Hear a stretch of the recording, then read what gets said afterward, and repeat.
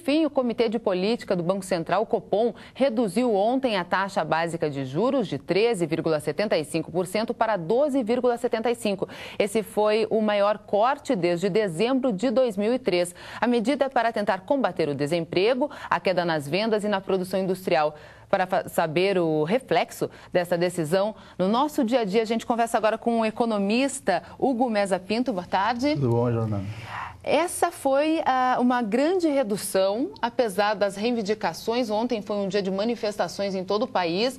Trabalhadores, centrais sindicais reivindicando uma queda de 2 pontos. Foi 1 ponto, mas ainda assim foi um marco. Foi significativo. Muita gente esquece que a taxa de juros serve para atrair capital para o governo poder pagar suas dívidas. Isso é um ponto fundamental. Se o governo reduzir muito, os capitais não terão entrada no país e, portanto, o governo não terá como procurar recursos para pagar as dívidas. Agora, para a gente, no dia a dia, para o trabalhador, para o comerciante, para a dona de casa, o que isso interfere? O que muda?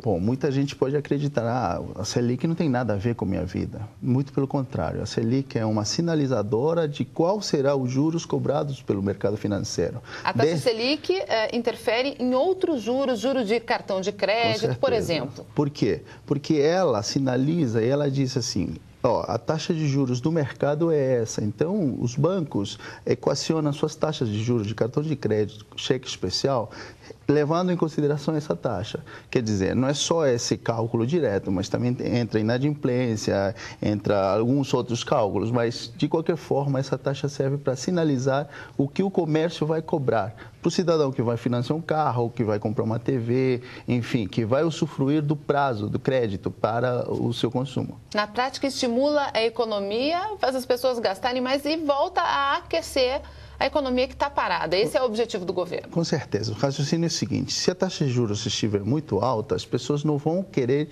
pegar dinheiro emprestado, não vão financiar compras. Por quê? Porque é muito elevado o preço do dinheiro. Se ela diminuir, aí sim, as pessoas vão, pegam dinheiro emprestado, fazem compras a prazo, enfim. Os empresários preferem investir do que especular. Então, a taxa de juros baixa sempre incentiva a economia. Esse é o intuito. Porém, tem um problema. Ela pode gerar inflação. É isso que eu ia perguntar. Por que o governo demorou tanto para baixar? Por quê? Porque há um risco muito grande de que o consumo impulsione a inflação. Quer dizer, com essa onda de consumo elevado, dada uma taxa baixa, as pessoas passem a consumir desmedidamente e a inflação pode ser uma prerrogativa. Agora, 12,75% ainda é uma taxa alta. Você acredita que essa taxa estimula a inflação? Como economista, como você avalia isso tudo? Olha só, a taxa de juros do Brasil é uma das mais altas do mundo ainda. O mundo inteiro está reduzindo a taxa de juros.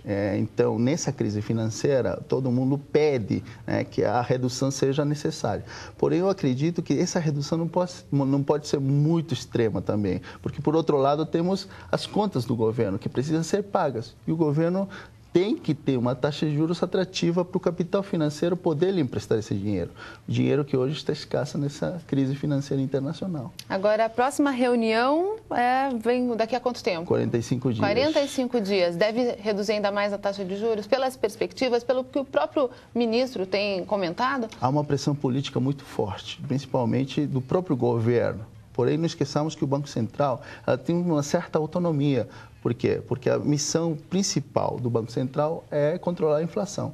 Mas essa crise está pegando forte e eu acredito que haja, sim, um ciclo de reduções, mas não nessa intensidade que os empresários querem, 2%, 3%. Seria muito desmedido isso. Agora, para quem tem ali o seu dinheirinho investido na poupança, em alguns fundos, quais seriam os investimentos mais indicados agora, nesse momento? Veja só, uma redução da taxa de juros, por um lado, incentiva o consumo, incentiva o financiamento, mas, por outro lado, pune quem tem dinheiro aplicado, porque as aplicações terão uma menor remuneração. É uma situação contrária. Então, a redução da taxa de juros tem como objetivo fundamental incentivar a economia produtiva e não a economia financeira. Agora, por exemplo, quem já tem investimento em renda fixa. Perfeito. Se deu bem?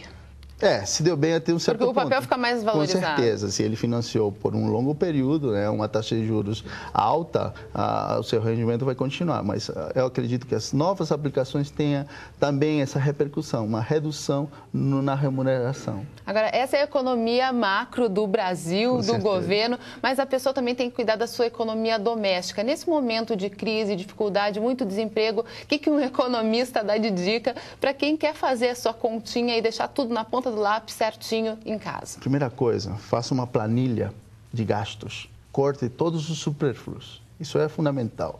Evite juros elevadíssimos, como cartão de crédito, cheque especial, né? A primeira coisa que nós economistas sugerimos é que as pessoas procurem juros baixos. E juros baixos você encontra aqui nos parentes, nas famílias mais próximas a você. Esquece do banco. Esquece do banco, porque não esqueçamos que o banco vive dos juros. Então, de alguma forma, a remuneração que ele vai querer sempre é a maior.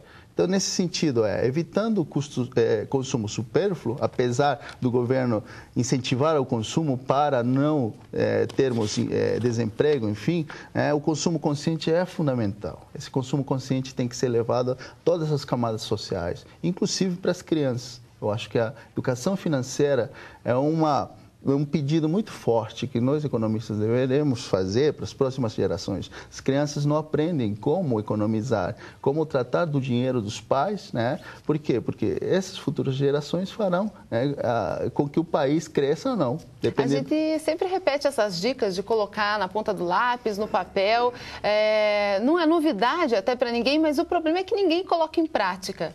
Tenta colocar em prática lá o que entra de dinheiro e o que sai, que vai ter uma visão melhor dos gastos. Com certeza. Porém, não esqueçamos, Jordana, que, por outro lado, temos ferramentas de consumo muito fortes que as empresas usam, como o marketing, por exemplo, né, que induzem o consumidor a esquecer todas essas regras e serem levados para o consumo. Os carros, por exemplo, reduzir o IPI, é hora de comprar ou não? Pois é. Essa Depende aí é uma de questão. cada caso. Veja só, por um lado diminui o IPI, mas por outro lado o valor dos carros usados caiu também drasticamente. Se você vai entregar o seu carro, ele vai estar desvalorizado. E você vai perder essa redução do IPI. Então, você tem que pensar muito bem antes de se endividar, principalmente num período de crise, onde o desemprego está em alta, né? E você não sabe se daqui a 5 ou 6 meses você ainda estará trabalhando. Então, esse aí é um momento de observar, olhar bem quais são os custos, né, de você fazer compras a prazo agora, né? Não estou dizendo que as pessoas têm que parar de consumir, mas sim praticar o consumo consciente.